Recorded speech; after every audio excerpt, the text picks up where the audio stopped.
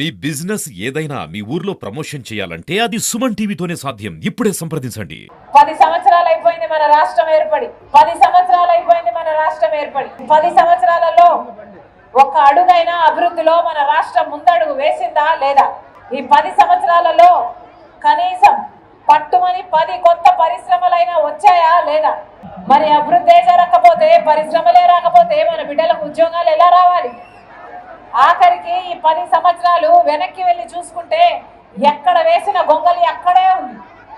10 సంవత్సరాలు మిగతా రాష్ట్రాలు అన్ని అభివృద్ధిలో దూసుకుపోతున్నాయి, కానీ మన రాష్ట్రం మాత్రం ఎక్కడ వేసిన గొంగలి అక్కడే ఉంది. నిజానికి మిగతా రాష్ట్రాల్లో పోలిస్తే మన రాష్ట్రం 20 సంవత్సరాలు వెనక్కి వెళ్ళింది. ఇదేనా మనకు కావాల్సింది? ఇదేనా అభివృద్ధి అంటే? 10 సంవత్సరాలైంది రాష్ట్రం ఏర్పడి. మొదటి 5 సంవత్సరాలు ముఖ్యమంత్రిగా చంద్రబాబు గారు ఉన్నారు. ఇప్పుడు 5 సంవత్సరాల ముఖ్యమంత్రిగా జగన్మోహన్ రెడ్డి గారు ఉన్నారు. మరి 10 సంవత్సరాలలో మన ప్రత్యేక హోదా రావాల్సింది 10 సంవత్సరాల క్రింద అయినప్పుడు మరి ఈ 10 సంవత్సరాలలో వీళ్ళిద్దరూ ఏం చేస్తున్నారు? గడదలు కాస్తున్నారా? ప్రజల కోసం పనిచేస్తున్నారా? ఏం చేసినట్టు? 10 సంవత్సరాలు అయిపోయింది. చంద్రబాబు గారు ముఖ్యమంత్రిగా 5 సంవత్సరాలు ఉన్నారు. ముఖ్యమంత్రి కాకముందేమో చంద్రబాబు గారు 10 సంవత్సరాల ప్రత్యేక హోదా కావాలి అని అడిగారు. ఆఖరికి ముఖ్యమంత్రి అయ్యాక మొత్తానికి అసలు ప్రత్యేక హోదా హౌసే లేకుండా చేశారు. జగన్మోహన్ రెడ్డి గారు అప్పుడు ప్రతిపక్ష నాయకుడిగా ప్రత్యేక హోదా కోసం దీక్షలు చేశాడు. చంద్రబాబు ముక్కుమ్మడిగా రాజీనామాలు చేద్దాము, ప్రత్యేక హోదా ఎందుకు రాదో చూద్దాము అని ఛాలెంజ్ చేశాడు. ఆఖరికి జగన్మోహన్ రెడ్డి గారు ఎలక్షన్లప్పుడు ఇలాగే మైకు పట్టుకొని మాకు ఎంపీలని ఇవ్వండి, మమ్మల్ని గెలిపించండి, బీజేపీ మెడలు వచ్చైనా సరే ప్రత్యేక హోదా తీసుకొస్తామన్నారు. వచ్చిందా? ఎన్ని ఎంపీలు ఇచ్చారు? 22 ఎంపీలు ఇస్తే మరి ప్రత్యేక హోదా ఎందుకు తేలేదు జగన్మోహన్ రెడ్డి గారు? ఇందుకేనా అధికారం ఇచ్చింది? నమ్మి ఓట్లేస్తే ఈరోజు జగన్మోహన్ రెడ్డి గారు ప్రత్యేక హోదా అన్న ఊసే లేకుండా చేశారు. ఈ 5 సంవత్సరాలలో ఒక్క నిజమైన ఉద్యమమైన జగన్మోహన్ రెడ్డి గారు ప్రత్యేక హోదా కోసం చేశారా? ప్రత్యేక హోదా మనకు ఊపిరి లాంటిదని, మన రాష్ట్ర భవిష్యత్తు దాని మీదే ఆధారపడుతుందని చంద్రబాబు గారికి తెలుసు, జగన్మోహన్ రెడ్డి గారికి తెలుసు. అధికారంలోకి వచ్చేంత వరకు ప్రత్యేక హోదాను వాడుకున్నారు. తీరా అధికారంలోకి వచ్చాక అదే ప్రత్యేక హోదాను బీజేపీ పార్టీకి తాకట్టు పెట్టారు. ఒక ప్రత్యేక హోదా ఏంటి? ప్రత్యేక హోదాతో పాటు పోలవరం ప్రాజెక్టును తాకట్టు పెట్టారు, రాజధానిని తాకట్టు పెట్టారు, మన బిడ్డల భవిష్యత్తునే తాకట్టు పెట్టారు. ఉందన్నా మనకు రాజధాని? 10 సంవత్సరాలు అయింది. మిగతా అన్ని రాష్ట్రాలకు రాజధానులు ఉన్నాయి. పక్కన హైదరాబాద్ ఉంది, బెంగళూరు ఉంది, చెన్నై ఉంది. మనకేముందన్నా? మనకేముంది? చేతిలో చిప్పు ఉంది. వీళ్ళను నమ్మి ఓట్లేస్తే కనీసం ఒక రాజధాని అయినా కట్టారా? చంద్రబాబు గారు 5 సంవత్సరాలు ముఖ్యమంత్రిగా ఉన్నారు. అమరావతిని సింగపూర్ చేస్తానన్నాడు. 3D గ్రాఫిక్స్ చూపించారు. తీరా చూస్తే అమరావతి కాస్త భ్రమరావతి అయిపోయింది. కనీసం ఒక్క పర్మనెంట్ బిల్డింగ్ కూడా కట్టలేదు చంద్రబాబు గారు. మళ్ళీ జగన్మోహన్ రెడ్డి గారు ముఖ్యమంత్రి అయ్యారు.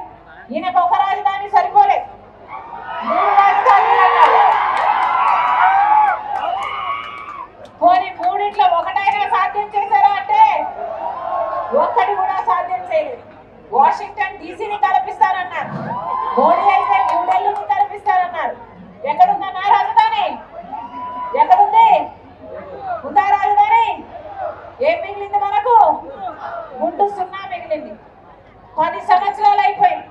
అందరికీ అన్నీ ఉన్నాయి, మనకు మాత్రం ఏదీ మిగలలేదు. మళ్ళీ వీళ్ళకి ఓట్లు వేయాలా? మళ్ళీ వీళ్ళకి అధికారం ఇవ్వాలా? వీళ్ళకి అధికారం ఇస్తే మళ్ళీ ప్రత్యేక హోదా కోసం కొట్లాడతారా? పోలవరం కోసం కొట్లాడతారా? రాజధాని తీసుకొస్తారా? బీజేపీ పార్టీతో పొత్తులు పెట్టుకున్నారు, బీజేపీ పార్టీకి తొత్తులు అయ్యారు తప్పితే ప్రజల గురించి ఆలోచన చేసింది ఏమీ లేదు. మనకు బీజేపీ పార్టీ వెన్నుపోటు పొడుస్తూనే ఉంది. మనకి ఇవ్వాల్సిన హామీలలో, మనకు రావాల్సిన హక్కులలో ఒక్కటే ఇవ్వలేదు బీజేపీ పార్టీ. అయినా అదే బీజేపీ పార్టీతో పొత్తు పెట్టుకున్నాడు చంద్రబాబు గారు. బీజేపీ పార్టీతో చంద్రబాబు గారు పొత్తు పెట్టుకుంటే జగన్మోహన్ రెడ్డి గారికి ఏమో అక్రమ పొత్తు. ఇద్దరికి పొత్తులు ఉన్నాయి, ఒకరిది బహిరంగ పొత్తు, ఇంకొకరిది అక్రమ పొత్తు. ఆఖరికి జగన్మోహన్ రెడ్డి గారు దత్తత పుత్రుడు అంటున్నారు. బీజేపీ నాయకులే, నిర్మలా సీతారామన్ గారే మోడీకి దత్తపుత్రుడు జగన్మోహన్ రెడ్డి గారు అని చెప్తున్నారే, మరి ఇంతకంటే దారుణం ఉంటుందా?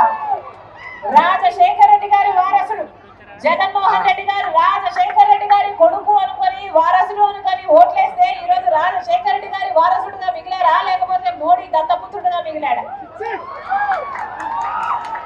అసలు రాజశేఖర రెడ్డి గారు ఏ రోజైనా బీజేపీని సమర్థించారా?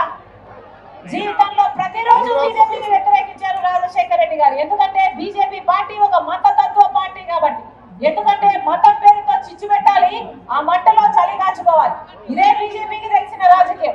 బీజేపీకి తెలిసిన రాజకీయం ఒక మతాన్ని అవమానించాలి, ఇంకో మతాన్ని రెచ్చగొట్టాలి. ఇదే బీజేపీకి తెలిసిన రాజకీయం. ఆ రోజు గోద్రా ఘటనలో ఎంతమంది ప్రాణాలు పోతే బీజేపీ పార్టీని ఉతికారేలేదా రాజశేఖర రెడ్డి గారు? మరి ఈ రోజు మణిపూర్ ఘటనలో అంతమంది క్రైస్తవులను ఊచకోత చేస్తే మరి జగన్మోహన్ రెడ్డి గారు రాజశేఖర రెడ్డి గారి కొడుకై ఉండి ఒక్క మాట అయినా పల్లెత్తి మాట బీజేపీతో మాట్లాడా? బీజేపీతో కొట్లాడా?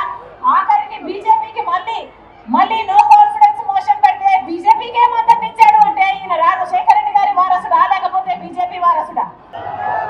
ఈ కల్తీ మందు తాగి మన రాష్ట్రంలో 25% మంది ఎక్కువ చచ్చిపోతున్నారు. లివరు కిడ్నీలు చెడిపోయి ఎవరు పట్టించుకుంటున్నారు? ఒక్క హెల్త్ చెక్ అయినా ఉందా? మొత్తం ఏర్లై పారుతుంది. మద్యంలో అభివృద్ధి చెందింది. మధ్యాంధ్రప్రదేశ్ లో అయింది మన కాంగ్రెస్ పార్టీ అధికారంలోకి వచ్చినాక రైతులకు 2 లక్షల వరకు రుణమాఫీ చేస్తుంది కాంగ్రెస్ పార్టీ. కాంగ్రెస్ పార్టీ అధికారంలోకి వచ్చినాక ప్రతి పేద ఇల్లు గడుపుకోవడానికి ఇంటి ఖర్చుల కోసం ప్రతి నెల 8,333 రూపాయలు అంటే సంవత్సరానికి 1,00,000 రూపాయలు, 5 సంవత్సరానికి 5 లక్షల రూపాయలు ప్రతి పేద కుటుంబానికి ఇస్తుంది కాంగ్రెస్ పార్టీ.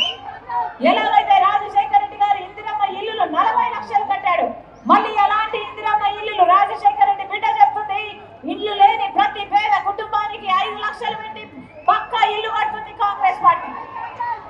మన బిడ్డలకు ఉద్యోగాలు రావాలన్నా, పెన్షన్లు 4,000 కావాలన్నా, వికలాంగుల పెన్షన్లు 6,000